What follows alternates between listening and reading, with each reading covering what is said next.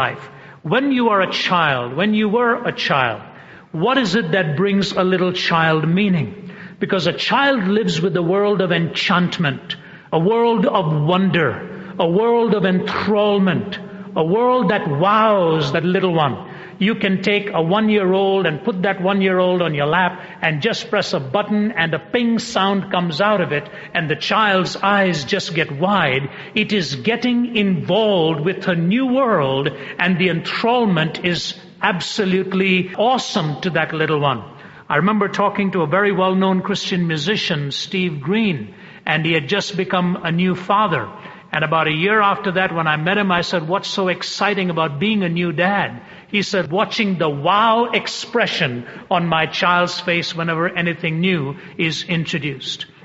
G.K. Chesterton and C.S. Lewis were masters at understanding the world of imagination in the life of a child. And Chesterton is the one who said that he came to more of his conclusions in life from observing children than from any volume in philosophy he had ever read. And in his book Orthodoxy, he has an extraordinary chapter called The Ethics of Elfland. If you haven't read that book, Orthodoxy, I urge you to pick it up. I think it's one of the greatest pieces of work ever written, The Ethics of Elfland. And in that he makes this comment.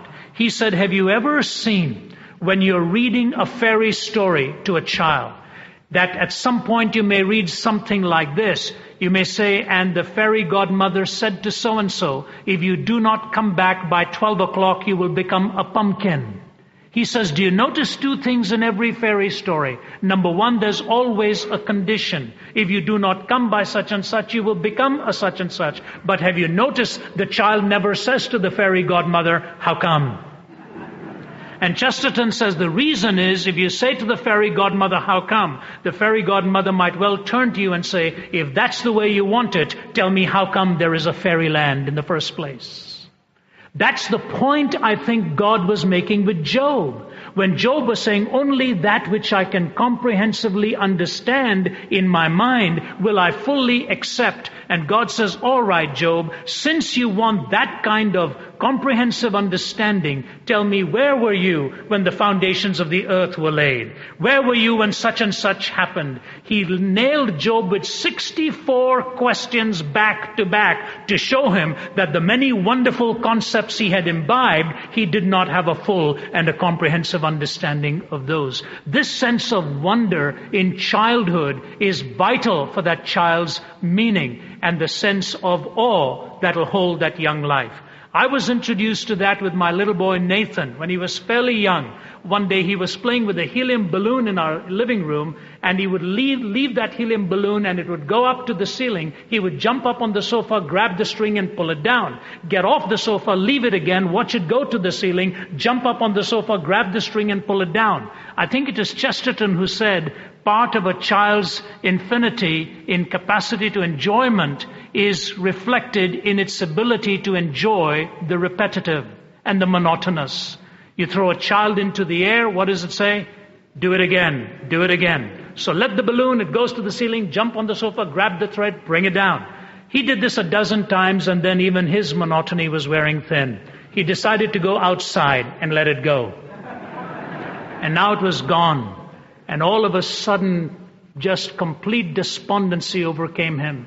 And he was crying his heart out when he saw me coming out, watching that balloon way up there. As soon as I came out, he stopped and said, I know what, Daddy, just next time you're on the plane, you can bring it back for me. And the worst thing I could have told him was, they don't open the door when you're up there for me to reach out and bring it back. That world of wonder, we all go through that.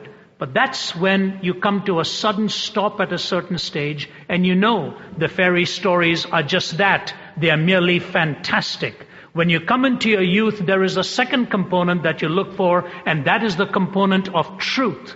How do I know what is true? How do I put my life in trust of that which is true?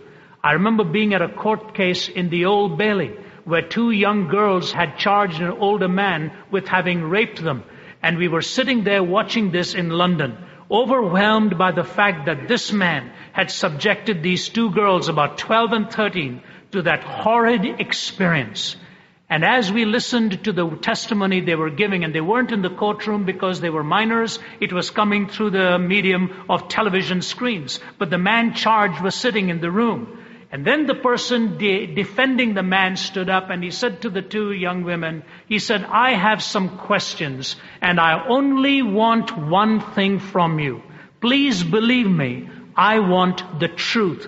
Nothing more, nothing less. If what you're telling us is the truth, we want to charge this man. But if what you're telling us is a lie, then we want to find that out also. Please tell us the truth when we ask you. If you don't understand the questions, we will explain them to you. And patiently he began to probe, one question after another. And all of a sudden he threw one little question in. And he said this, he said, isn't it true that you told your parents about 2 months after you actually said this incident happened? And the two girls sort of struggled with that and said, yes, that is correct. And then he said, tell us, on the day that you told your parents, weren't you in a bus earlier on in the afternoon? And this man came over to where you were seated. He saw you up to a certain mischief that he challenged you with and told you he was coming to your home that evening to tell your parents that he saw what you were doing that afternoon. Did that happen that day? There was silence, and one of the young girls said, I can't remember. And the other one just refused to answer. Question after question came, and I had my daughter with me. She was not even in high school then. And the reason we were there was because she was interested in studying law. And my colleague who's here with me tonight was with us in that courtroom. And about 5 of us walked out of there. I have never felt so frustrated in my life, because we walked out of there in the middle when the testimony was getting more and more graphic. And the question in our mind was, what is the truth here? Because if those 2 girls were telling the truth, there was a wretched individual sitting there who needed to be dealt with. But if he was being framed for some other reason, there was an indelible mark going to be put on that individual's life. And the horrible thing you felt was, how will I ever know what happened here? Ladies and gentlemen, if in one incident like that in life it is important to know the truth, how much more it is for life itself. And what is it that brings life meaning? We can go through the days of infancy with wonder, but then we've got to find out what is true. Who made me? Why am I here? What is the purpose of my life? Thirdly, it is the sense of love and belongingness. Wonder, truth, love, and belongingness. Let me just say this, that sense of belongingness is so real, and that longing for belongingness is a hunger imprinted upon our hearts. If there was anything the story of Princess Diana told this world, it was the longing for acceptance and the longing to find love. And if it was anything Mother Teresa's life told us, it was the love and acceptance she gave to the most destitutes on the streets and gave them a sense of belongingness. We hunger for this. Even Bertrand Russell said, out of the 3 great longings in his life, this one was the most unfulfilled, the longing for love and the longing to belong. So what brings life meaning? The 3 components I've given to you: wonder, truth, love, and lastly, security when we get to old age. In our infancy, the sense of wonder. In our youth, the understanding of truth. In our middle years, the experience of love. And in our old age, the confidence of security. And we have found out through life that many of the things we give to each other as security do not really add up to much. We want a beyond, something that goes beyond these 70 years and 10. My time is up, and so let me just summarize it with this simple little illustration that I borrow from Chesterton again. And I apply it in my own life. When my little children were 3 of my children, who are now 22, 19, and 16, if I were to take you to their lives, say at the age of 7, 4, and 1, and I were to tell them the same fairy story, if I were to tell the 7-year-old something like this: little Tommy got up and walked up to the door, and Tommy opened the door, and a lion jumped in front of Tommy. All of a sudden, my 7-year-old's eyes would have become wide. Had I told my 4-year-old Naomi, say, Nimmy, Tommy walked up to the door, and Tommy opened the door, Nimmy's eyes would have become wide.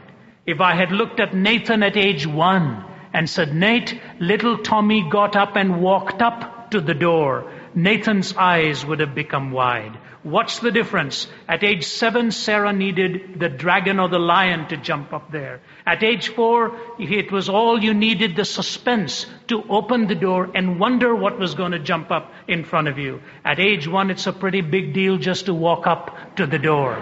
The older you get, the more it takes to fill your heart with wonder, and only God is big enough to fill it. Meaning comes from wonder, truth, love, and security. And God, who's the perpetual novelty, who gave us a Son, who's the way, the truth, and the life, who loved you and gave himself for you on the cross, and says, because I live, you shall live also. That's when meaning comes in, when these 4 components deal with the questions of origin, meaning, morality, and destiny, and bring that coherence into your life. Thank you.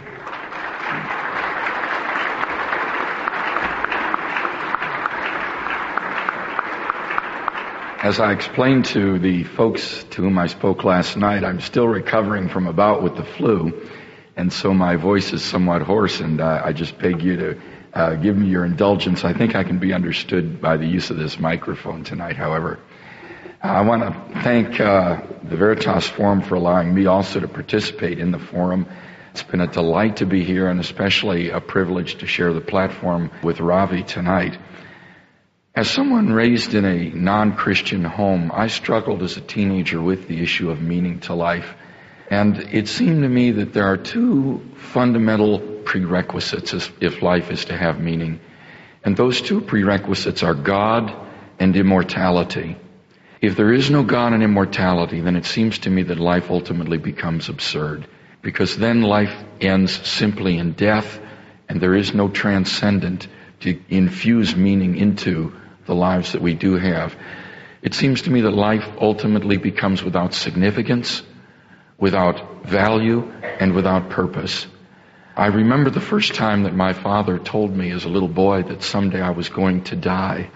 Somehow the thought had just never occurred to me. But when he told me that, it filled me with terrible sadness and horror, and I just cried and cried and cried. He tried to comfort me by saying that my death was a long way off, but somehow that didn't seem to matter. In time, of course, I grew used to the fact and managed to live with it.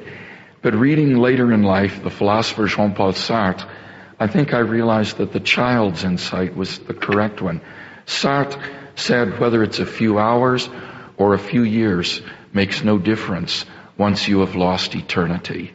And I think that's very true. If all we do is live to die, then ultimately our lives have no more significance than a barnyard of pigs or a swarm of mosquitoes.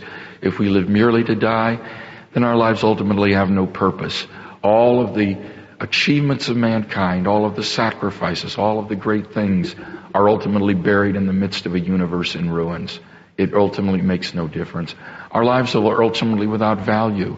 Why live as a Mother Teresa rather than as a Stalin or as a Hitler? Ultimately, everyone's fate is the same, and the contributions that good people make ultimately make no difference to the fate of the universe.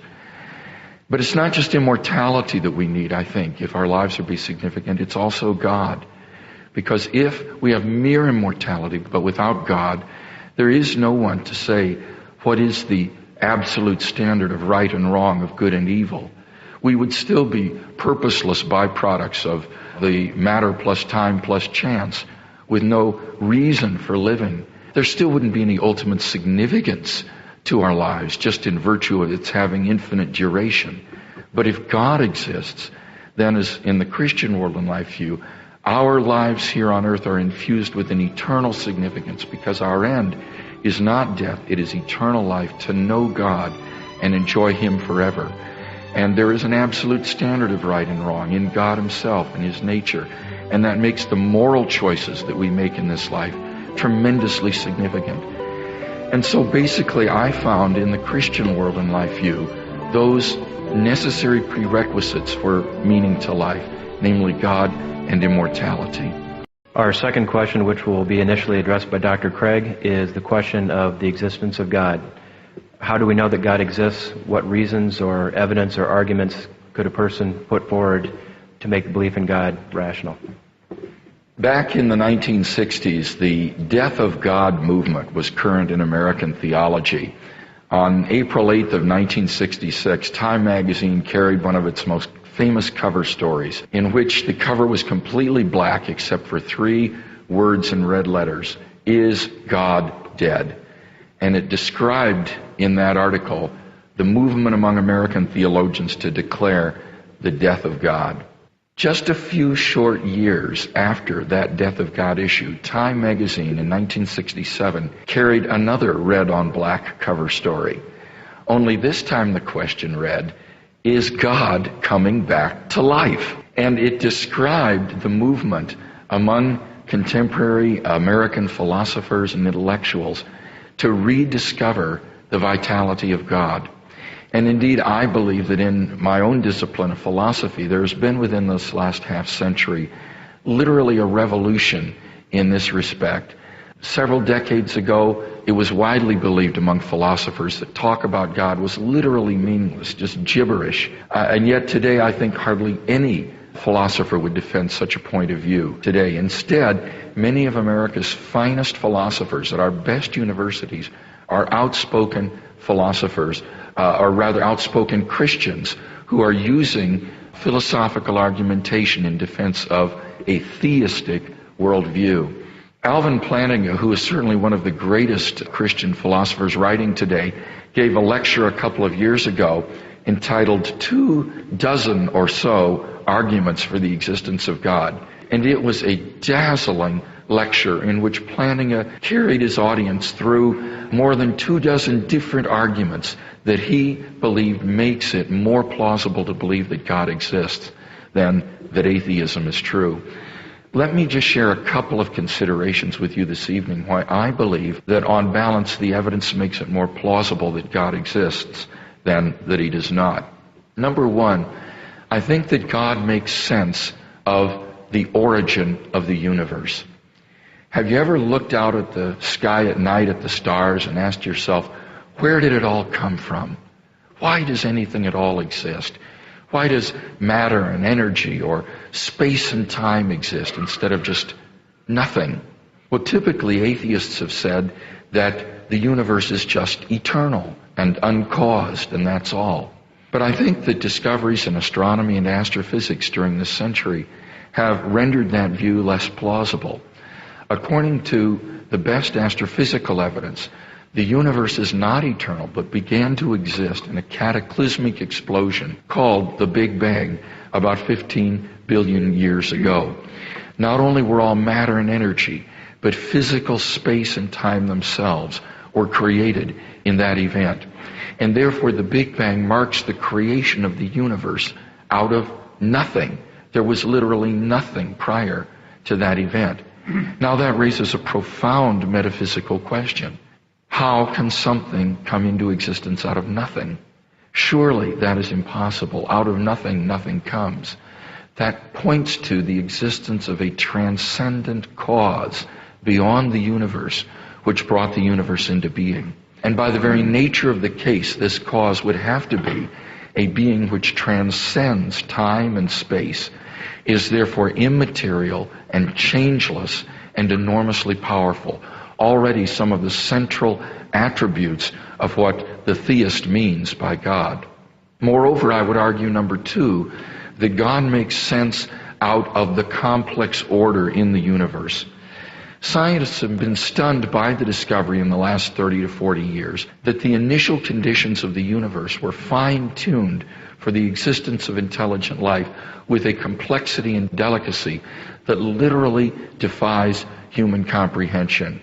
It's been shown that there are about 50 constants and physical quantities simply given in the Big Bang themselves, that if they were altered even to one part in 100 million, the universe would not have permitted the existence of life. And it's not just one of these or each one of these that needs to be fine-tuned, but the ratios between them need to be fine-tuned. The ratio between the weak force and the gravitational force has to be just a certain proportion in comparison to the ratio of the mass of the neutron to the electron, for example. And the odds against a life-permitting universe are literally incomprehensible. It seems to me that it makes far more sense to say that the universe is therefore the result of intelligent design. As Fred Hoyle, the Cambridge astronomer, says, a common sense approach to this would be to say that some super intellect has monkeyed with physics. In other words, we are not here by accident. We are here by design. And that means that this cause of the origin of the universe is not simply an impersonal cause or being, but rather a personal, intelligent creator who brought the universe into existence. Thirdly, I think that God makes sense out of objective moral values in the world. If God does not exist, then it seems to me that objective moral values do not exist. By objective moral values, I mean moral values which are valid whether anybody believes in them or not. For example, if the Nazis had won World War II and either exterminated or brainwashed anybody who disagreed with them, anti-Semitism would still be objectively wrong, even if the Nazis had convinced everybody it was right. That's what I mean by objective values. And what I'm arguing is that if God does not exist, then objective moral values do not exist. Many theists and atheists alike agree on this point. The common evolutionary atheist will tell you that moral values are either just the byproducts of socio-biological evolution, the means by which the selfish gene propagates itself, or else they're simply expressions of personal taste, analogous to saying, I like broccoli, or I don't like the news. Similarly, someone will say, well, I like killing innocent people, or I don't like murder and rape. They're just expressions of personal preference. So that if God does not exist, I think it's plausible that there are no objective moral values, that these are just all subjective. Friedrich Nietzsche, the great atheist of the last century who proclaimed the death of God, understood that the death of God meant the advent of nihilism, that is to say, the destruction of all meaning and value in life. And I think that Friedrich Nietzsche was right. Now, we've got to be very careful here, though. I am not saying that you have to believe in God in order to live a good moral life. I'm not saying that at all. Nor am I saying that you have to believe in God in order to learn what good moral values are. I'm not arguing that either.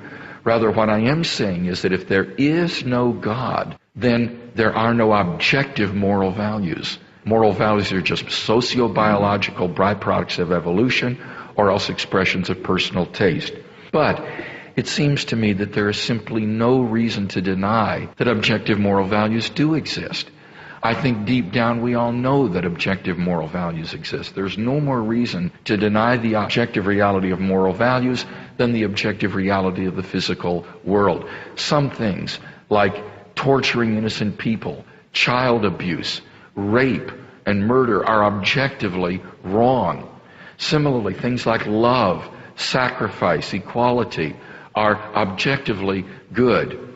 If an atheist says that he doesn't believe in God, well, then ask him, do you really think that the Inquisition was a good thing? That it's morally neutral to persecute people because of their religious beliefs and burn them at the stake? Were the Crusades morally neutral to wage war upon other people because they're of a different religion? I think people will intuitively recognize, if they're honest with you, yes, there are some things that are objectively right and objectively wrong. But if moral values cannot exist without God, and objective moral values do exist, then it follows logically and inescapably that God exists. Now, those are just three reasons that I think it's plausible to believe that a personal, intelligent creator who is the source of objective moral value exists. There are many more arguments that I could share, but my 10 minutes are up. Perhaps in the question and answer time we could discuss some of these further. Thank you, Bill. I really have very little to add to that, and so I will add very little. But I just want to point out one very interesting facet of the very question, does God exist? I think it was Dr. E. Stanley Jones, the famed English missionary who came to India and lived there for most of his life, right into his 80s, and became a very personal friend of Mahatma Gandhi and won the respect of Gandhi too. E. Stanley Jones made a very profound comment once. He said, people in the West spend their time wondering if there is a God, while the people in the East spend their time wondering which God to believe in. And I can just say this to you as one who has now lived in the West for a little over half of my life. I came to the West when I was 20, and America has now become home for me, where I treasure my residence, this is my home, this is where my children are being raised. I just want to make a very definitive statement here. The future of this entire nation hangs upon how they answer this question. Does God really exist? Because what Bill has said, the extensions from what he said about particularly the moral nature, the moral struggles with which we all live. This nation, right from its inception, struggled with reconciling liberty with law. How does one establish law if there is no longer even natural law that is accepted as having a point of reference? And so the issue of a transcendent being from whom our moral order and our moral law comes, I think is a very significant one. Dallas Willard, professor of philosophy at the University of Southern California, gives a three-stage argument. I think it's a very well-stated one, why he presents his reasons for the existence of God. Let me just read them for you as he's worded it, because if I were to start expanding on it, it'll just take me more time. He gives you three stages. Stage number one, however concrete reality is sectioned, the result will be a state of affairs which owes its being to something other than itself. However concrete reality is sectioned, the result will be a state of affairs which owes its being to something other than itself. That means every physical state has some specific time preceding it, and there whatever precedes that would have to be something that is non-physical if it is at the same time to be postulated as uncaused. Stage number two, this is an important step. He calls this not an argument from design, but an argument to design. Evolution, whether cosmic or biological, logically cannot be a theory of ultimate origins. Its operation presupposes the existence of certain entities with specific potential behaviors and an environment of some specific kind that operates upon those entities in some specifically ordered fashion. The type of structure found in evolution did not itself come through evolution. If you want to see an expansion of this, see Michael Behe's book, Darwin's Black Box, professor of biochemistry at Lehigh University. I was with him 2 weekends ago. Just a tremendous analysis as he is dealing with biochemistry and molecular biology to talk about the irreducible complexity which evolution itself cannot explain. So stage number one, that no matter how you section physical concrete reality, it has something outside of itself that needs its explanation. Stage number two, that the very starting point evolution cannot explain because the specified complexity is there. Stage number three, the course of human events, historical, social, and individual.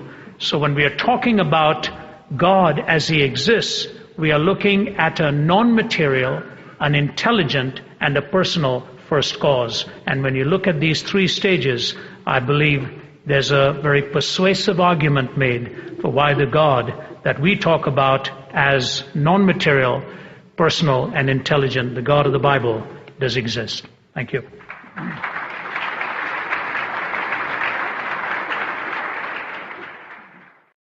The third question, which will be first addressed by Dr. Zacharias, is the problem of evil.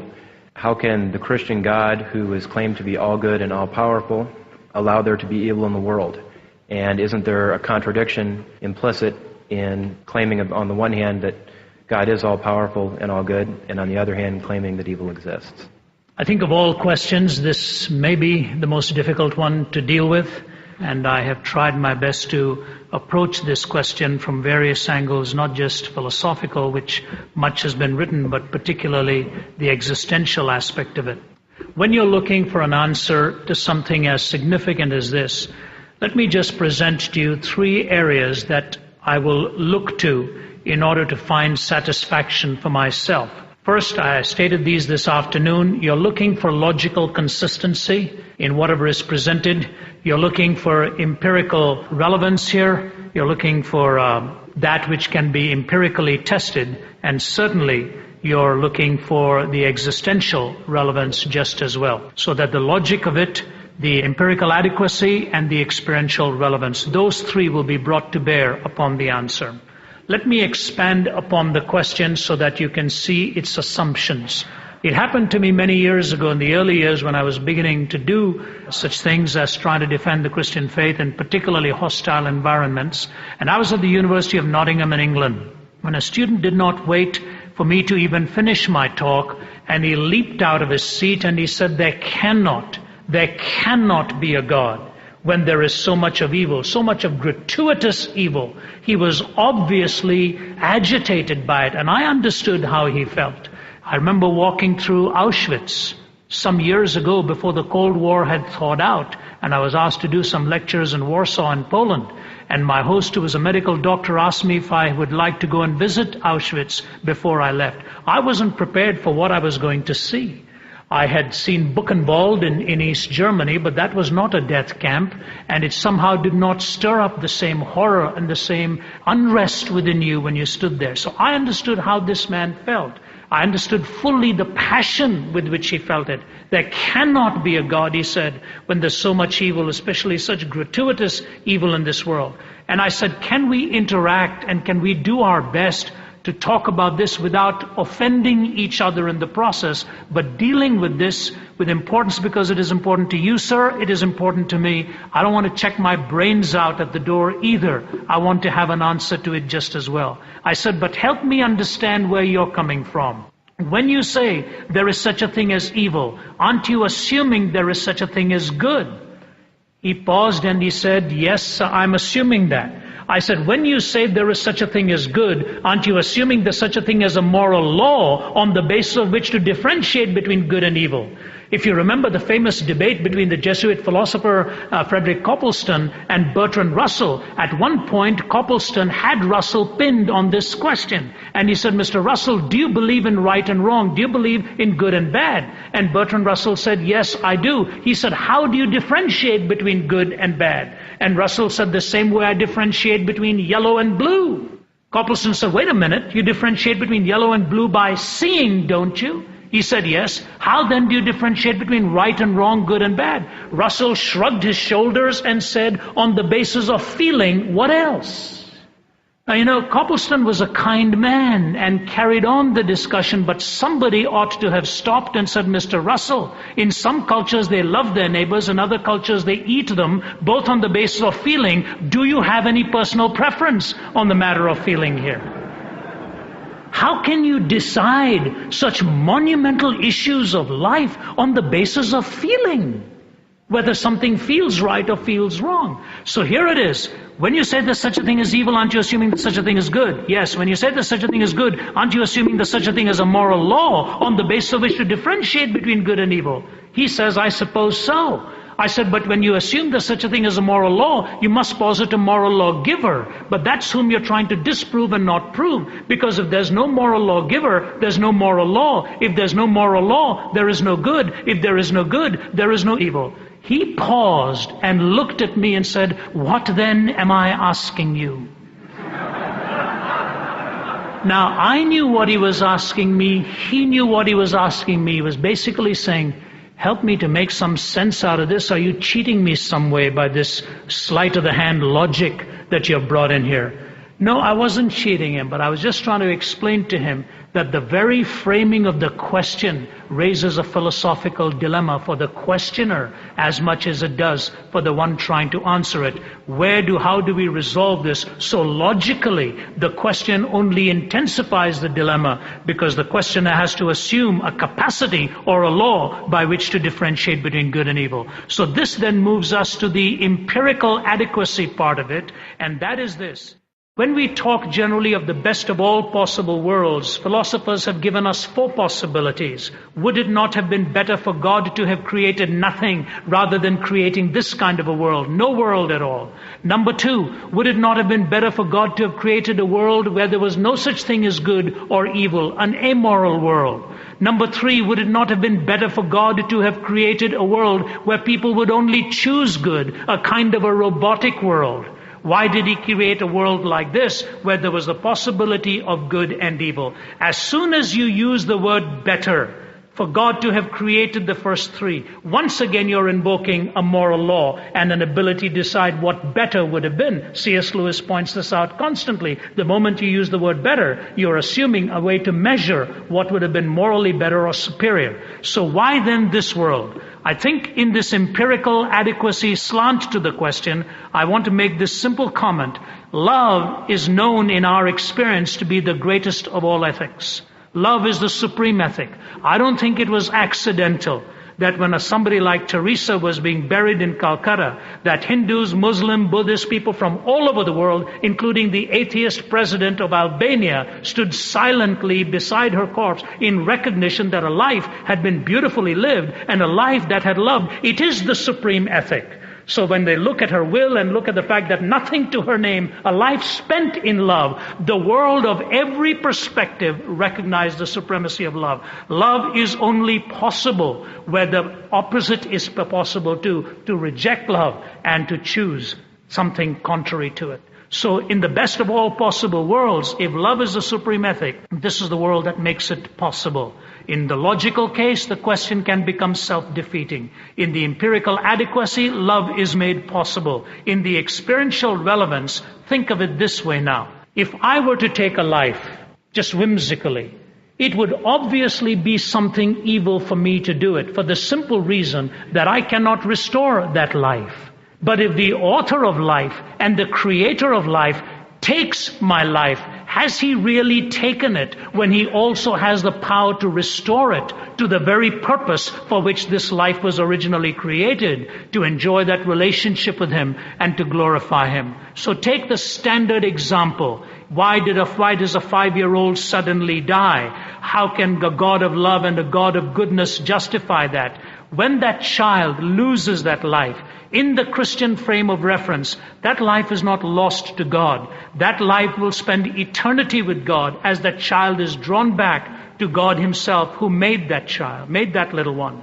Now you've got the bereaving father or the bereaved mother, the surviving loved ones. God says he gives them strength, gives them sustenance, gives them peace through all of this struggle and through all of this turmoil. One of the best-known hymn writers, Annie Johnston Flint, wrote, "He giveth more grace when the burdens grow greater. He sendeth more strength when the labors increase. To added affliction he addeth his mercy. To multiplied trials his multiplied peace. When we have exhausted our store of endurance, when our strength has failed ere the day is half done, when we reach the end of our hoarded resources, our Father's full giving has only begun. His love has no limit, His grace has no measure, His power has no boundaries known unto men. For out of His infinite riches in Jesus, He giveth and giveth and giveth again." This was not written by a successful Hollywood film actress. It was written by a woman who was orphaned very early in life, a woman who was crippled with rheumatoid arthritis and spent most of her life in bed, had 8 pillows cushioning her body from head to toe because her body was covered with sores for all those years,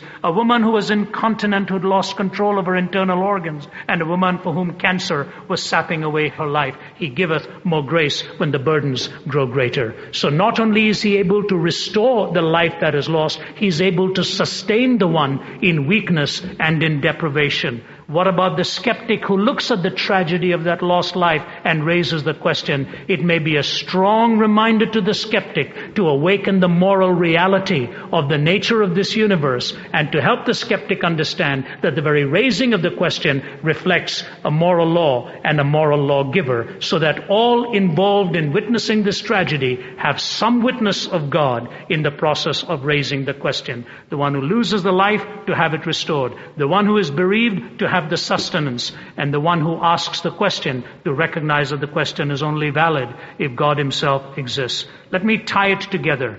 which we are left with, it is this: the fact of fear evil, the face of evil, and the feeling of evil. We see this all around us. The fact of evil, the only way to justify it if there is an objective moral order. The face of evil, the accountability, the personal responsibility. God talks about this in His Word. And the feeling of evil, the reason we react the way we do is because something within the heart says, this is wrong, or this is painful, or this is grievous. How does it fit into a scheme of coherence and morality? A classic example of this in two contrasting illustrations, very quickly here in a moment or so. I remember doing a lectureship in Hong Kong on this subject, and a man who was a lover of Nietzsche and followed Nietzsche's writings stood up in the middle and said to me life was meaningless, life had no purpose. He did not think even evil had any valid point of reference. The world was just sort of spinning along a kind of a Sartrean type of a trustness. We were in there, empty bubbles floating on the sea of nothingness. No moral judgment was pertinent. After the talk was over and I'd responded to his question, I asked him to see me afterwards. He came to the platform and I was surrounded by a whole lot of people. I said, "Sir, I want to ask you a question.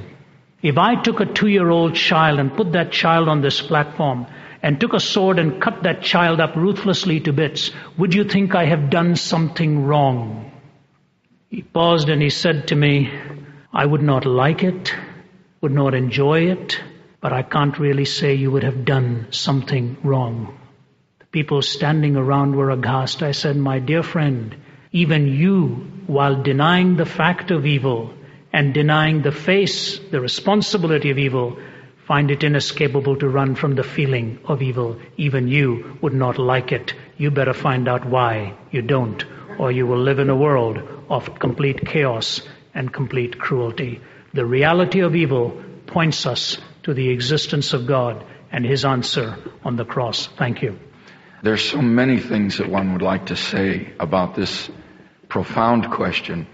Let me just add a couple of points.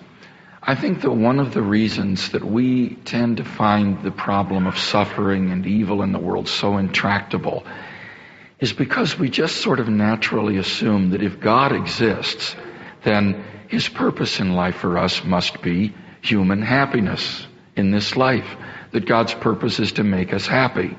And the suffering and the gratuitous pain in life don't seem to contribute to that end. But you see, on a Christian world and life view, that assumption is false.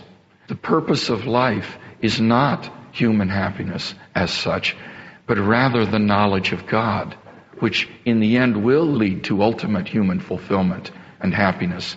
And there are many evils and sufferings in this life which I think are utterly gratuitous with respect to producing human happiness, but which may not be gratuitous with respect to producing a deeper knowledge of God, either on the part of the sufferer or on the part of those around him. And I strongly suspect that it may well be the case that only in a world involving a great deal of gratuitous natural and moral evil, that the maximum number of people would come freely to a knowledge of God and His salvation. And I say this not simply by faith, but really on the empirical basis of the demographics of the world today. If you read around the world where the gospel is increasing and multiplying at its most rapid rates, there is almost a 1-to-1 correlation with countries where intense suffering is occurring, and where the growth of the church is moribund and the church is flabby and the growth rates are flat is in the West, where we are so comfortable and so content. But the countries like El Salvador, China, Ethiopia, countries in Africa, where the gospel is growing at amazing rates, it is precisely those countries where intense moral and natural suffering has occurred. So I think that we constantly need to keep in mind that God's purposes in life are much broader than what is merely conducive to our happiness. His ultimate purposes are to establish the kingdom of God. And what we suffer should always be seen in light of that greater overarching purpose. Now it leads me to a second comment that I want to make, that our suffering always needs to be seen, I believe, in light of the cross. Because God shows us in the cross that He is not a distant ground of being or an impersonal crater who coolly sits by and watches us suffer. When people ask, when they go through intense suffering, where is God? Then we ought to point them to the cross and say, there is God. God is a God who enters into our world of suffering and takes upon himself the unimaginable suffering of bearing the penalty of the sins of the whole world. Even though he was completely innocent, if anyone could complain of the problem of innocent suffering, it would have been Jesus of Nazareth. And though he was innocent, he took upon himself the death penalty of sin that you and I deserve. And therefore, seen in light of the cross, the problem of evil takes on an entirely different perspective. When we see his suffering, we now realize that the problem is not how God can justify himself to us.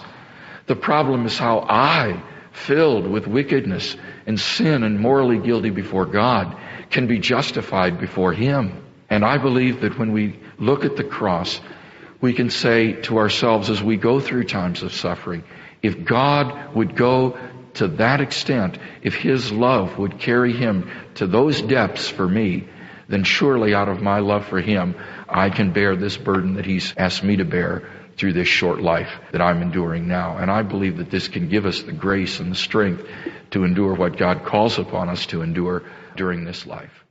The resurrection of Jesus is one of those events that most folks would say you just either take by faith or not. You just believe in it or you don't.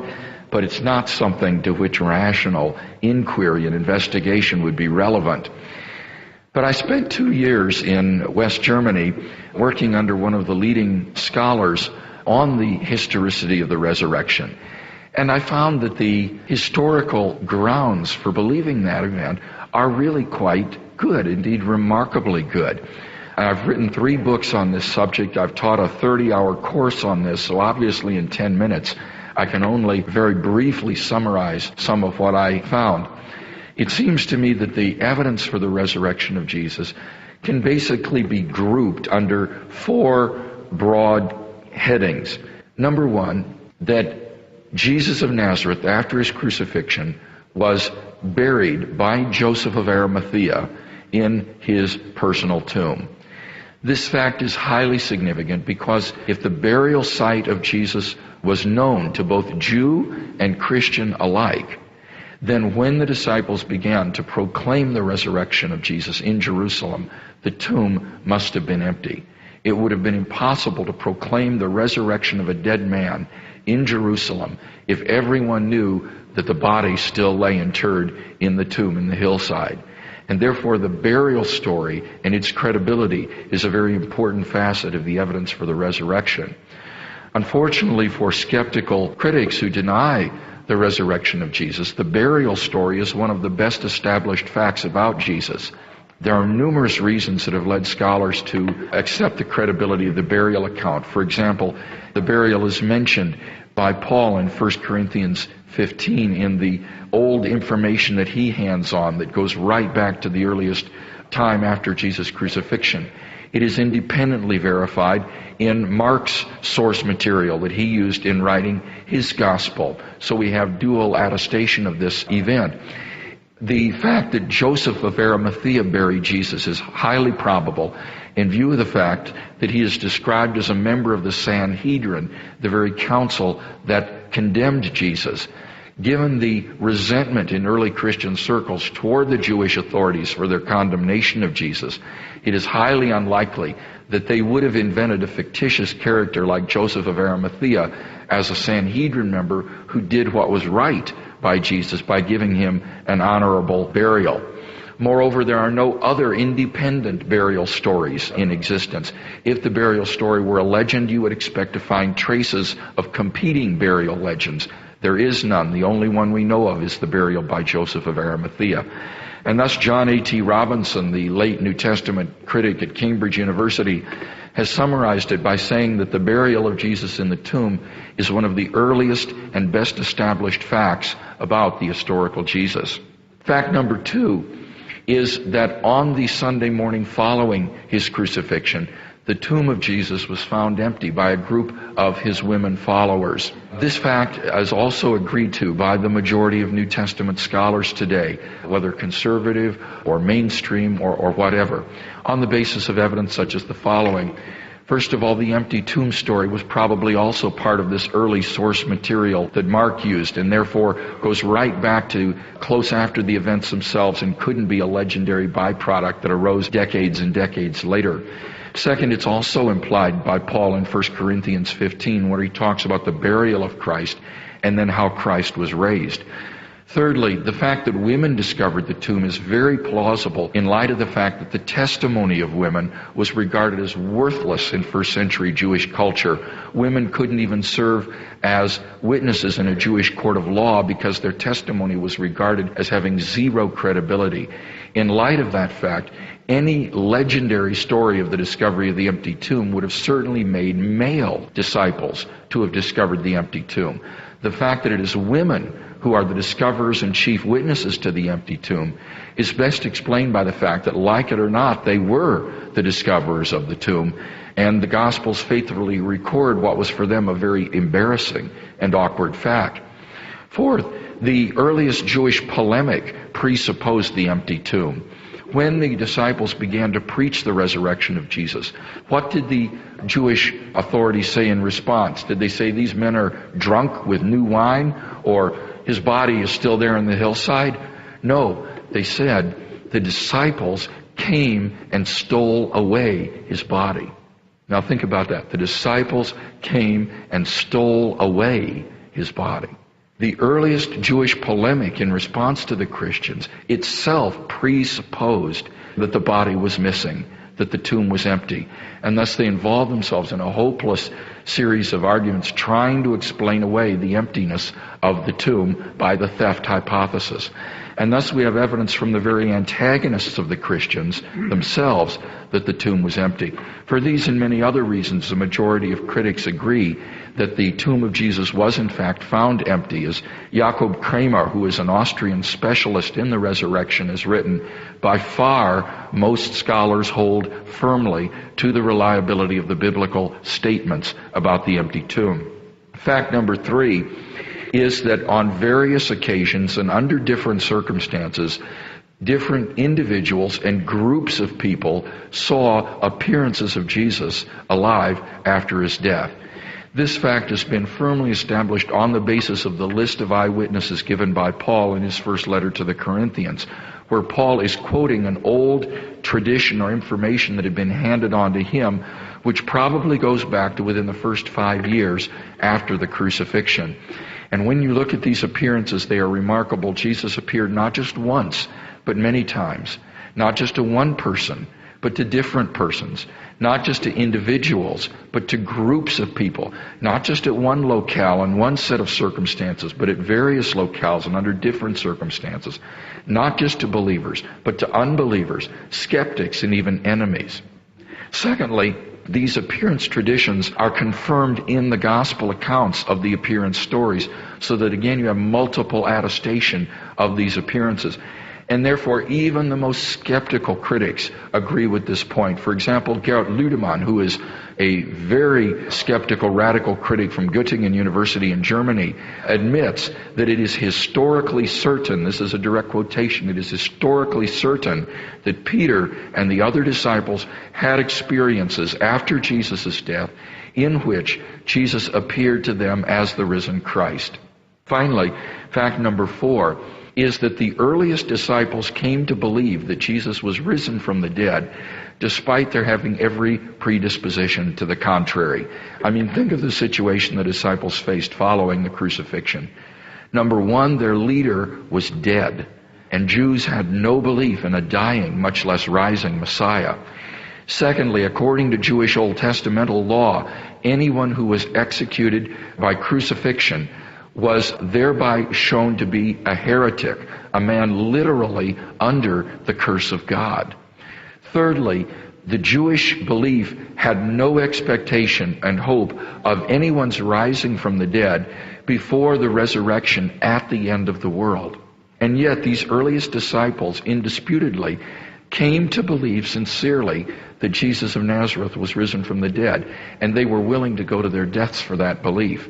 C.F.D. Moll, a Cambridge University scholar, has said that we have here a belief which literally nothing in terms of antecedent historical influences can account for apart from the resurrection itself. Now, those four facts are broadly recognized by the majority of New Testament critics today. The only question is, how do you best explain them? And I would simply argue that the hypothesis, God raised Jesus from the dead, is the best explanation of those facts when you compare it to any other explanation that you can think of. Hallucinations, theft hypothesis, swoon theory, whatever. If you compare the historiographical criteria for the best explanation, like explanatory power, explanatory scope, plausibility, not being ad hoc, not contradicting accepted beliefs, and far exceeding its rival theories in meeting those first several conditions, I think you can show convincingly that the hypothesis, God raised Jesus from the dead, best meets those criteria for being the best explanation.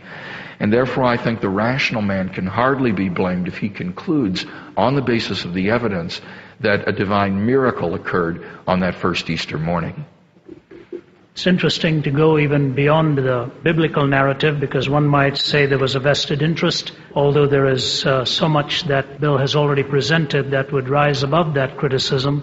But I find it utterly fascinating, as one who studied and taught world religions, that to see how those worldviews, particularly religions of that time that were emerging or subsequent to that, that were even antithetical in character to the Christian faith, have responded to this. I think particularly of the Quran, that, here is a completely different belief in the Islamic worldview, and yet the Quran identifies two of the cardinal doctrines of the Christian faith. Number one, the virgin birth of Christ, and number two, that Christ had the power to raise the dead. In two different places in the Quran, that power is given to Christ, the very power to raise the dead. That power, I think, obviously showing that he was Lord over life and over death, and then raised again to life by his own Father, as it was predicted and prophesied in the Scriptures.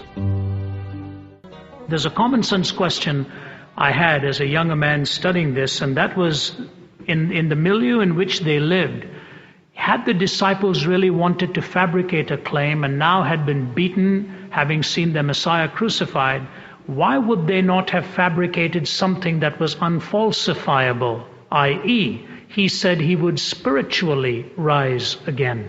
How would the antagonists have proven them false? They would have said, well, he's lying here, the body's here. They say, but he spiritually rose again. What would you say to that kind of a doctrine? They went to the hard route and said he bodily rose again, so that all the skeptic would had to have done to have completely decimated their case, even years after it was first propagated, was to find the body.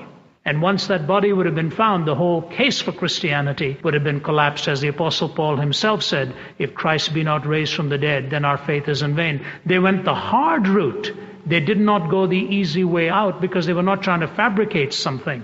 Which brings me to one personal application and one historical application. I was at a lunch with Dr. Billy Graham some years ago. There were just a handful of us in the room, and he was narrating some of his most dramatic moments as an evangelist who was in touch with world leaders. And I'll never forget the story he told us. But I remember him saying this. He said, Konrad Adenauer, who became the chancellor in post-war Germany, called Billy Graham over to his room. And he said, Mr. Graham, I have a question for you. Do you really believe that Jesus rose again from the dead? Billy Graham said, as a younger evangelist, I was shocked. I was already nervous to be in the presence of a world statesman and then to have this question thrown at me. And Billy Graham said, I looked at him and said, sir, if I did not believe in the resurrection of Jesus Christ, I would have no gospel left to preach. And he said, Konrad Adenauer paused, walked over to the end of the room, looked out of the window, and turned around and he said, Mr. Graham, outside of the resurrection of Jesus Christ, I know of no other hope for mankind. An incredible statement from a world leader. Outside of the resurrection of Jesus Christ, I know of no other hope for mankind. Put it in these terms. How would we view history if Christ was not who he claimed to be and Christ did not rise from the dead? When you take the philosophies of history, it boils down very simply to this. The existentialist lives engaged for the moment. The traditionalist harks back to the past. If you know the words of the play, Fiddler on the Roof, what keeps us going? How do we manage to eke out a living? Tradition, tradition, tradition. The existentialist with a passion for the now. The traditionalist going back to the past. The utopianist kind of a pie in the sky by and by when I die, looking to the future. So the existentialist for the moment, the traditionalist for the past, the utopianist for the future. Jesus, when he broke bread after his resurrection with those two disciples on the Emmaus Road, who had few minutes earlier had the audacity to look at him, not knowing who he was, when he asked them, "Why are you so crestfallen?" And they said to him, "Are you the only one in Israel who does not know what has happened?" Ironically, he was the only one in Israel who did know what had happened. And there he sat when he broke the bread, their eyes were opened, and the words would have to have come back to the mind.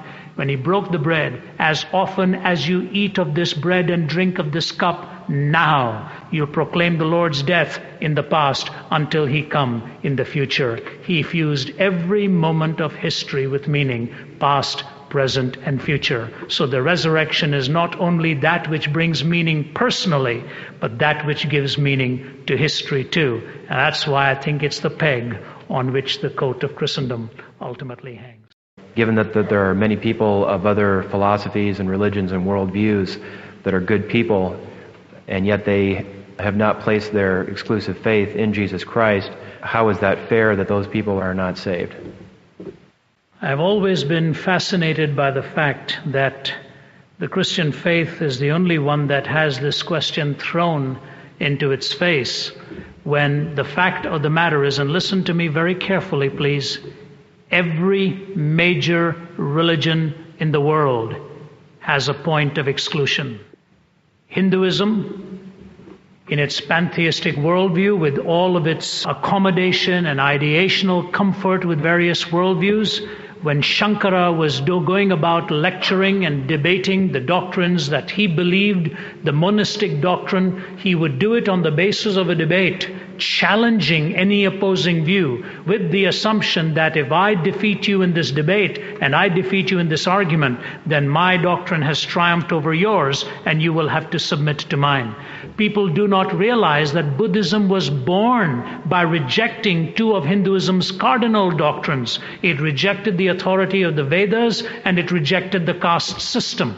Gautama Buddha did not accept the Vedic teaching as final, and he did not accept the caste system. In fact, one of India's early leaders took thousands of Hindus into Buddhism in a march because of the whole idea of the caste system that he too was against. So Buddhism also has its points of exclusion. Islam, as you know very clearly, is an exclusivistic claim to the way to God. So the moment somebody says to you, "Why is the Christian faith so exclusive?" The fact is, all truth by definition will be exclusive. And all major religions of the world that I know, that I've studied, have points of exclusion. The only one that claims theoretically not to exclude any is Baha'ism. But Baha'ism does so while literally perverting all of the religions that I have given to you in their doctrines.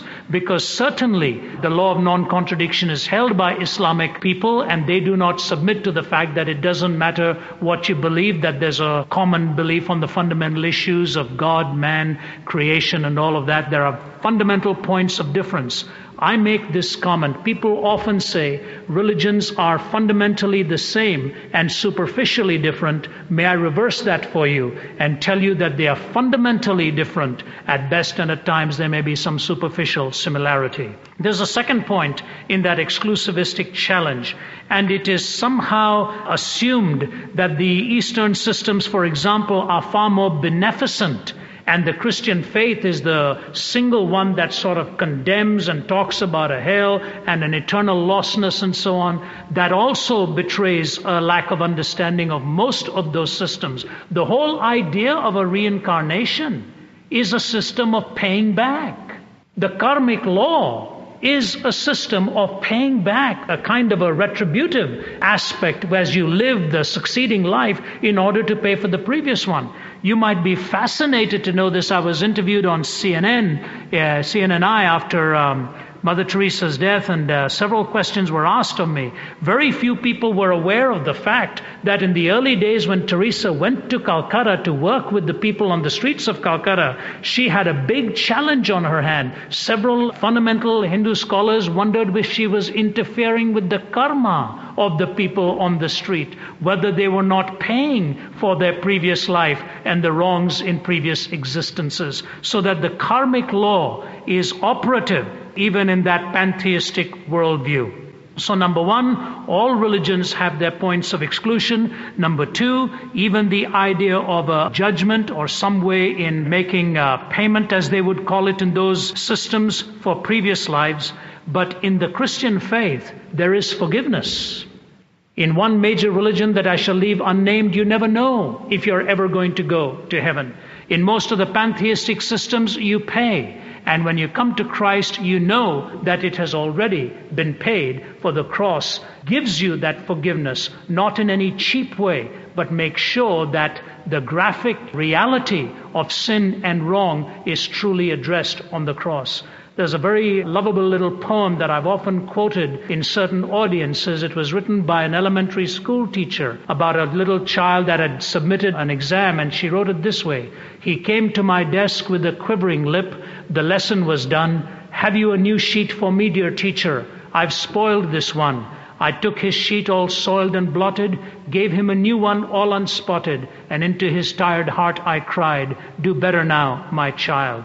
I went to the throne with a trembling heart. The day was done. 'Have you a new day for me, dear master? I've spoiled this one.' He took my day all soiled and blotted, gave me a new one all unspotted, and into my tired heart he cried, 'Do better now, my child.'" The glory of the Christian message is not one that scorches and condemns, but offers you forgiveness. And for years and years, as I have proclaimed the gospel, even in some very hostile settings in the land of my birth, when the concept of forgiveness is preached to them, that the cross is as real in its affirmation of what wrong was, but offers grace and offers forgiveness, it comes as a completely shocking idea to most people's sensitivities within those cultures, that there is a God who is pure, a God who is righteous, a God who is just, a God who claims an exclusive way, who still says to you, "I'm willing to forgive you and receive you and offer you that eternal life." You see, our problem is really not that there is only one way to God. I am absolutely convinced if God had offered us 1,000 ways, we would have wanted 1,001. Because at the heart of our problem is not the limitation of ways, but at the limitation of our autonomy. And we want that freedom to either add or subtract to any other offering. So then we come to this final thought. Jesus says, "I am the way, the truth, and the life. No man comes unto the Father except through me." I find it most fascinating to who Jesus said these words. Do you know who he said it to? He said it to Thomas, the doubter. Thomas said to him, we don't know where you're going. How can we follow you? Jesus said, "I'm the way, the truth, and the life. No man comes unto the Father except through me." And when he saw the resurrected Christ with the nail marks, and he bent his knee and said, "My Lord and my God," do you know where Thomas went to proclaim the exclusive claims of Christ? He went to the land of India, which talked about 330 million deities, and Thomas paid with his life. A memorial is 6 miles away from the very place of my birth in the city of Madras, India, where Thomas paid with his life to present the unique and the exclusive person of Christ. I lay on a hospital bed when I was a teenager. I was 17 years old, finding no meaning in life, not knowing which way to turn to the truth, and not knowing which way was right. And as I lay on that hospital bed, having attempted to take my own life, all my friends probably puzzled over this, and certainly my family puzzled over it. A Bible was brought to me, and it was in the reading of John chapter 14. Even at that, I could not hold the Bible, for my body was dehydrated. My mother, in her struggle with reading the King James English, nevertheless read the 14th chapter of John because somebody told her to read it to me. She was not able to process the thinking herself as she read it. And there I read the words of Christ, "I am the way, the truth, and the life. No man comes unto the Father except through me." And then Jesus going on to say, "Because I live, you shall live also." Ladies and gentlemen, if you don't know him, I urge you not just to look at that exclusive claim, but to look at his birth, his life, his death, and resurrection, and to show how he justified that claim and is able to transform your life. May I just make two applications out of that question and the truth that emerge? Jesus, for example, in his claims demonstrated at least two aspects. There are several I could bring to you. I've done a lot of writing on it. Let me just highlight two. The first thing that Jesus taught that corresponds to life as I've experienced it and as you experienced it is that the human heart is desperately wicked, and he called it sin. The human heart is desperately wicked. I mentioned the Holocaust as I saw it a few years ago, and watching what Joseph Mengele and his cohorts had done in that room, and seeing the pictures of little castrated boys on the wall, and watching men and women leave there, particularly teenagers, literally sobbing as they walked out of the room. And I stood there alone, and a man standing next to me with his arms folded finally looked at me and said, "What kind of work do you do, sir?" I said, "Sir, I'm a Christian apologist. I travel from place to place defending the Christian faith. I'm also a minister of the gospel." He paused and he looked at me and he said, "You've got a lot to think about then, haven't you?" I said, "I most certainly have. I've never encountered anything like this." And then I said, "Sir, what kind of work do you do?" He said, "I'm a judge from the state of New York. I sit on the bench in the state of New York. I'm a judge from there." I looked at him and I said, "If you don't mind my saying so, sir, we both have a lot to think about." You see, those who engineered such horrors were the same ones who sat at night entertained by the music of Wagner. The human heart is desperately wicked. All the education in the world is not going to change your heart and mine. Jesus said that it was the heart that was wrong. Viktor Frankl, who was in concentration camps, wrote this: "If we present man with a concept of man which is not true, we will corrupt him. When we present him as an automation of reflexes, as a mind machine, as a bundle of instincts, as a pawn of drives and reactions, as a mere product of heredity and environment, we will then feed the nihilism to which modern man is in any case prone." Listen now, please. I became acquainted with the last stage of corruption in my second concentration camp, Auschwitz. The gas chambers of Auschwitz were the ultimate consequence of the theory that man is nothing but the product of heredity and environment, or as the Nazis like to say, of blood and soil. I am absolutely convinced that the gas chambers of Auschwitz, Treblinka, and Majdanek were ultimately prepared not in some Ministry of Defense or other in Berlin, but rather at the desks and in lecture halls of nihilistic scientists and philosophers. Who we are is definitive of how we live. Christ's treatment of the human heart corroborates itself in our experience. But then he didn't leave us there. He talked about how he could change the heart of a human being, how he could bring that change within your heart and mine so that we don't only change what we do, but change what we want to do. Christ called that the new birth. C.S. Lewis, the author, traced his own conversion in these words. Remember, he was an atheist at one time, a pantheist struggling with that sort of worldview. And then he says this: "You must picture me alone in that room in Magdalen, night after night, feeling whenever my mind lifted even for a second from my work, the steady, unrelenting approach of him whom I so earnestly desired not to meet. That which I greatly feared had at last come upon me. In the Trinity term of 1929, I gave in and admitted that God was God, and knelt and prayed, perhaps that night the most dejected and reluctant convert in all England. I did not then see what is now the most shining and obvious thing, the divine humility which will accept a convert even on such terms. The prodigal son at least walked home on his own feet, but who can duly adore that love which will open the high gates to a prodigal who was brought in kicking, struggling, resentful, and darting his eyes in every direction for a chance of escape? The words compelle intrare, compel them to come in, have been so abused by wicked men that we shudder at them, but properly understood they plumb the depth of divine mercy. The hardness of God is kinder than the softness of men, and his compulsion is our liberation. Anytime you raise the question of exclusivity, look at the cross first, please, and see the invitation. Thank you. I do want to say that it seems to me that this problem posed by religious pluralism, which is the burning issue of our day, is really just a subset of the problem of evil that Ravi talked about earlier. Namely, it's the claim that it's impossible for God to be all-powerful and all-good, and yet for some people to not receive Christ and to be lost forever. That somehow those are inconsistent. That if there is an all-powerful, all-loving God, then everyone should believe in Christ and be saved. Now, in order to show that those two statements are not inconsistent, all you have to do is show some possible way that God could be all-loving and omnipotent, and yet not everyone would hear the gospel and be saved. This doesn't even need to be a true alternative. It has to be merely possible. And I think that I can offer such a possibility that will show these to be consistent. And I don't know if this is the truth, but I think it's possible. And it would be the following: that God is in His omniscience knew before He created the world exactly what every person would do in response to God's grace in any set of circumstances that God might place that person in.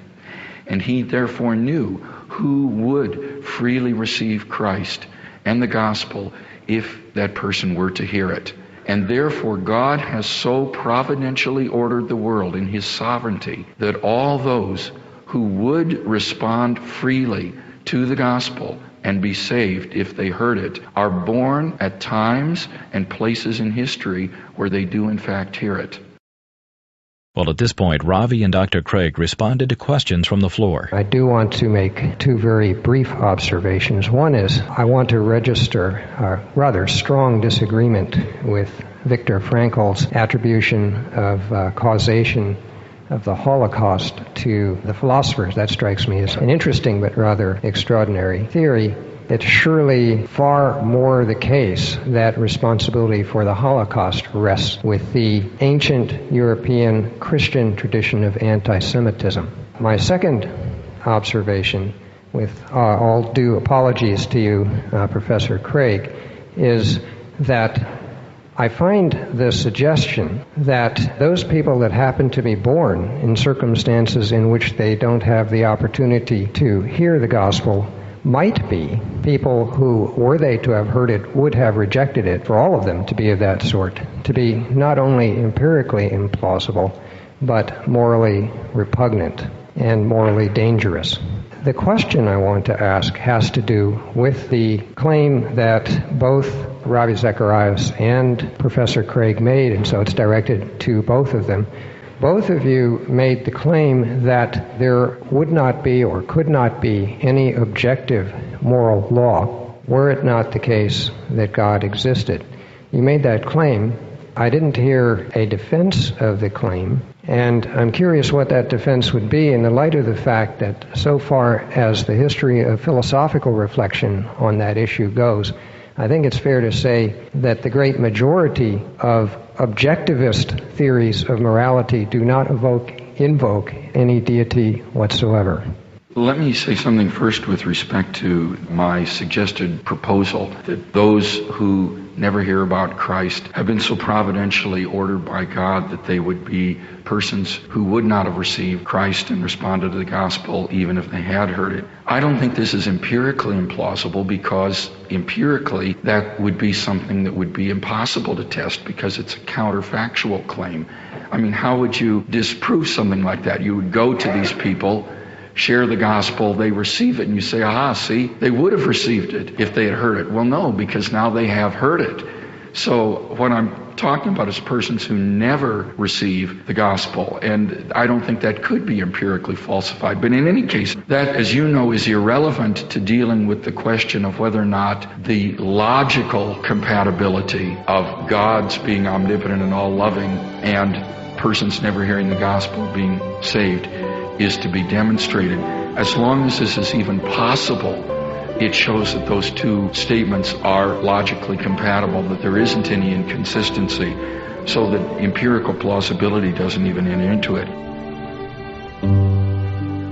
With respect to my claim that if there is no God, then objective moral values do not exist, I guess I could say a couple of things there. First, with respect to moral values, it just seems to me that on an atheistic worldview, there just isn't any reason to think that there would be these sort of non-natural moral properties that exist, because all you've basically got is matter and energy in its different configurations and the different properties that arise from that. I just don't see why, in that case, human beings would be the locus of objective moral values as opposed to just guinea pigs or any other form of matter that has evolved into a biologically complex form. And in addition to that, with respect to moral law, I don't see how this would provide for us moral duties. Even if you said there's some sort of an abstract good, say some sort of a virtue that exists, or justice exists as an abstract form or principle, how would that relate to me in terms of moral duties, my oughtness, that I ought to do certain things, that I have a moral obligation to do things? It seems to me that that's much more understandable on the divine law theory that Ravi laid out, where we have obligations to obey divine commands. We're under a duty to obey a law. It would be just like we have political obligations to obey laws that have been passed by governments, or we have, say, obligations that are societal if we're in a certain community to obey. And similarly, the idea of moral obligation doesn't make sense to me unless there is a sort of moral law giver who commands us to do these things and to whom we therefore have this obligation. So I'm not persuaded that on an atheistic view you can offer a successful defense of moral duties and rights and wrongs as well as objective moral values. I'm not quite sure where your rationale is in dealing with two of the issues, and maybe you can help clarify it for me. Viktor Frankl's statement is a very logical one. The logical one is that the ideas preceded the actions. I don't think he is saying anything other than that. He is not saying it was purely a militaristic decision. He was saying it was an idea of humanity and the nature of human beings that was prior to the action that resulted. Stalin was once upon a time a seminary student, gave up his belief in God, and left seminary and began to, with an iron fist, rule his own people, had a direct bearing, his ideas, upon the consequences and so on. So I think Frankl's statement stands on its own. I don't think Frankl is thereby saying that the engineers of that had no blame. I think he said the ideas were prior to the operation that ensued. Secondly, I'm really very curious to see where you would peg your objective moral values outside of God. I'd love for a Hindu and a Muslim and a Buddhist to be sitting here and seeing if they would agree with your version of a transcendent ethic, apart from a clearly stated objective moral framework to which a Hindu and a Muslim and a Buddhist would agree, who themselves would say they have a completely different natural law operating within themselves. Gautama Buddha, for example, who was non-theistic, his view of ethics would be radically different to Kant's view of ethics, who was trying to also frame it in a non-transcendent framework. So I would assume that when you say an objective moral value, that it is something that rises above you and is a common point of reference for all of humanity to refer and by which to order their lives. Am I right in assuming that? Well, since I've been asked those questions, I'll be glad to respond very briefly. First of all, it had better not be the case that the criterion here is whether I can get everybody to agree with me, because you won't get everybody to agree with you either. If you ask me what purely naturalistic basis, what the purely naturalistic basis for an ethics could be, of course I have any number of theories to choose from. I can tell you that my own view is a type of Aristotelian naturalism, if that tells you very much. There are deontic theories that speak directly to the question of obligation. There are theories that say that it is reason itself that tells you what you are obliged to do, what you're obligated to do. Both of you, I assume, are at least to a considerable extent quite familiar with those theories. It won't do to settle that issue simply to say that the only theory that seems to satisfy you is one which invokes a deity. One needs some sort of reason to think that such a theory is in fact better. I happen to think that divine command theories are extraordinarily difficult to defend for a variety of reasons. With respect to Viktor Frankl's point... Can I just ask, how is that objective? How's what objective? How is your Aristotelian view an objective framework? It is a framework that depends on objective facts about the nature of human beings and human life. That's not an objective viewpoint. It's as objective as it possibly could be. There just are objective facts about that. No, I think you're arguing in a circle. You have assumed the nature is self-explanatory. No, a Hindu or a Muslim would say to you, or a Christian would say to you, no, the human nature issue is not settled. Oh, it may not be settled, and to the extent to which it's not settled, it may not then be it's not entirely... objective, is it? It may not be entirely known what the objective moral values are. But then Christians haven't settled among themselves what the objective moral values are either. I just think my point still stands. I don't hear you presenting an objective framework, but go ahead with the Frankel comment. There are a couple of just quick points I want to make. One is that Nietzsche, as you know, was no anti-Semite. Another is that though clearly some of the leaders who perpetrated the Holocaust were themselves not Christians, that isn't entirely the question. The question is whether they could possibly have succeeded had it not been for a climate of anti-Semitism, a very powerful climate of anti-Semitism that existed in Europe. Where did that climate derive from? I agree with you that the ideas come first, and the question is whose ideas were primary motivating factors in the Holocaust. I think you're raising a very sobering issue. I agree with you that there was a climate that lent itself to some of that, but let us not forget that in the study of it, there were many, even from a Jewish background, who fell in line and assisted the process. That's one of the most painful aspects of understanding what all transpired. But that moves me neither here nor there. I think you have to be very careful when you lay at the doorstep what you're talking about a climate. It is like the Indian person in India saying the Christian came from England and robbed India of its own autonomy and became dominant over other people. That was hardly a reflection of what Christ taught. And I would like to point out very, very carefully here that when a person gets involved in this kind of dastardly activity, as mind-boggling as it is to you and to me, we need to be very careful to see that it is not the logical outworking of the gospel.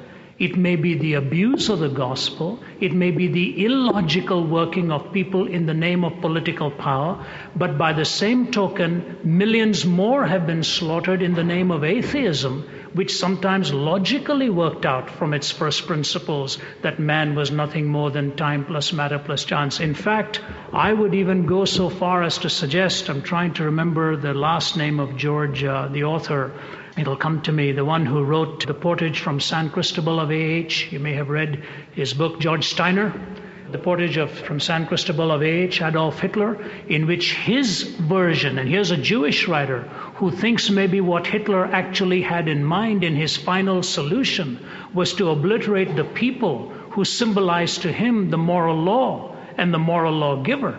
So certainly that's a very dramatic statement for him to make. And the last words of Eichmann confirmed what, as he was walking to the gallows, and the minister even offered him services, when Peter Malkin, the Jewish Mossad person who helped bring Eichmann from Argentina to trial, Malkin has disclosed the hours of conversation he had with Eichmann. Eichmann's son is today teaching, as you know, at Tübingen University. Not one of them has laid the blame on the Christian worldview for what they did. It was the downward spiraling of power that energized them, and whatever else happens.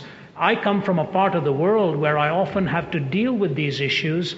Christendom has a very sad history. I have never run from that. It is one of the saddest things to read, not just in Jewish history, but even in Arab history. You read the struggle they have had with this. But the point that we need to make, and then we'll give someone else a chance here, we'll be glad to stay and talk with you because I think your questions are very pertinent, that we have to be careful that we don't lay at the feet of Christ what a politicized version of Christianity did. And any time the Christian faith becomes politicized, it runs the danger of doing the same thing all over again. So what I think Professor Craig and I are doing here, we're not defending Christendom's history. It is the person of Christ that we want to defend, and whatever happened in the Holocaust was not because of what he said or did or taught. And I think we have to be fair with the teaching on that. And I still stand with Frankel's statement that ideas have consequences, and I still believe that in a secularistic framework, whether one goes to Dewey or one goes to Ayn Rand or one goes to Diderot or one goes to Hume or one goes to Kant, the ability to defend an objective frame of ethics continues to argue in a circle, because purpose is always intrinsic to defining evil and good. And if purpose itself is denied in human existence, I don't see how good and evil. Tennyson's Nature Read in Tooth and Claw is very definitive of how we have arrived where we are. Okay. Living in a world where there is a pluralism of religions and faiths and no faiths, and saying that I have the truth, I am right, and you are wrong, creates social conflict. I'm thinking Christians have, Mr. Zacharias has addressed that just a bit, have been guilty of being involved in that conflict. I want to know, first of all, as a Christian, how do you live among competing worldviews in terms of attitude and action? And secondly, the charge that my father-in-law always brings is that if Jesus makes so much difference personally, why does it not make more difference socially in terms of, well, he will point to different things that the Christians have done down through the years. And that, for him at least, the social aspect outweighs an intellectual argument for him. I particularly would like to hear from Dr. Zacharias, especially from his background. I think in a voluntarily pluralistic society, as America is, it is imperative that we recognize our differences and accept one another's differences. It is just part of a society that we have brought here. I have lived in countries that call themselves secular but do not give you the privilege at the same time of believing whatever you do. And even for a very vivid example, even though India is called a secular society, I grew up in my university days and my high school days. The rooms were full of Eastern deities. It didn't bother me. I didn't want them out of there. There was a predominance of that belief in the country. But it is very interesting, I find sometimes now, when many Hindu friends maybe would come over here, and if a Christmas tree is put somewhere in some government building, I've had telephone calls made to me on talk shows that is a symbol of a religion that needs to be removed, while at the same time living in those lands, not just the symbols but the teachings and the quotations from Scripture. And I accepted that. It was all right. And America being a voluntarily pluralistic society, we need to accept the fact that there are differences in belief. But I do not believe we are called upon to celebrate those different belief systems. And there's a world of a difference between the two. I cannot celebrate a lifestyle that is morally wrong for me. I may give the person the privilege of living that way, but I do not believe that it is imperative for me to celebrate that lifestyle and that choice. The wheels of law and the wheels of history will somehow move and move slowly, and we hope in the second part of your question, what your father-in-law raised, I think there will be an answer. Now, having said that, in the social framework, because I was used to living and we are used to living with different views, here is the fundamental problem. There are two motifs with which we live: egalitarianism and elitism. Egalitarianism meaning equality, elitism meaning a hierarchy or a superiority. I believe in the biblical framework, this is my understanding of it, and I may be wrong, both are present. The egalitarianism is present in people. We are all created, made after the image of God. I cannot despise a person's color. I cannot despise a person's ethnic background. And I love this world of numerous cultures. I've raised my children to love all other cultures, to embrace them. I'm a world traveler. There's an egalitarianism of our fellow human beings. But there is an elitism in ideas in the Bible. It tells me that not all ideas are equally true. some are false, and some are true. Now, in the humanistic framework, we have reversed that. In effect, what we have now got is an egalitarianism of ideas and an elitism of people. There is kind of an elitist group that can control one's thinking. Now, here is a question that I have as a person coming from the East, possibly a question that troubles me more on the Western campuses than any other question. I have studied in Cambridge, I studied under English philosophers and under Indian philosophers.